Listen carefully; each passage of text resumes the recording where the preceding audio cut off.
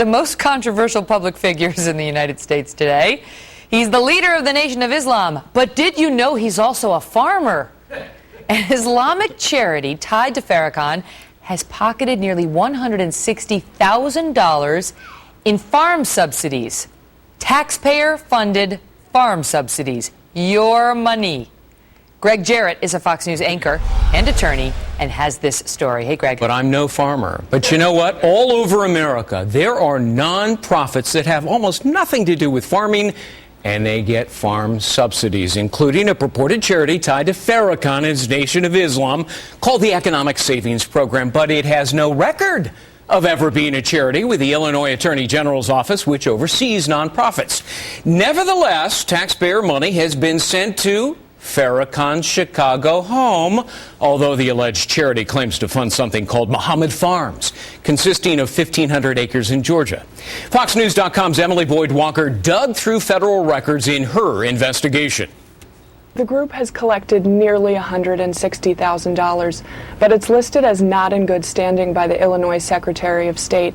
In fact, it was involuntarily dissolved by the state. Dissolved. Well, the Farrakhan-linked charity and Muhammad Farms nevertheless solicits tax-deductible contributions. But here's the deal. The IRS public database, we checked it, and it offers nonprofits tax-exempt status, shows no listing for those folks. The Nation of Islam has not returned calls requesting documents or comments. By the way, it is a crime to pretend to be a charity. It's also a crime to defraud the government out of taxpayer money. I called the U.S. Attorney's office in Chicago. They could neither confirm nor deny a criminal investigation. Wait a minute. Now, how does a group tied to Farrakhan and the Nation of Islam qualify for farm subsidies? They just have to say, we're also a farm. Yeah. Congress basically wrote a law that is so ridiculously overbroad that any person, any group can claim to be a charity, and they qualify. I mean, you and I, it can be the Greg and Megan, let's say, Duck Charity. We don't have to prove that we're spending money linked to farming or anything of that sort.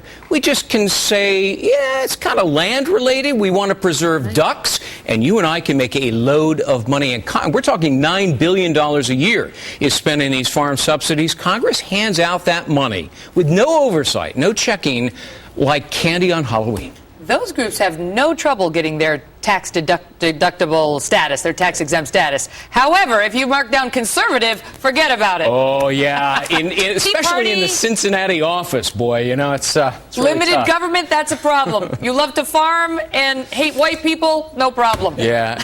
If you go to FoxNews.com, Emily has a big story on it. You won't believe the other examples of people that are clearly gaming the system. Wow. Greg, thank you for that. Sure.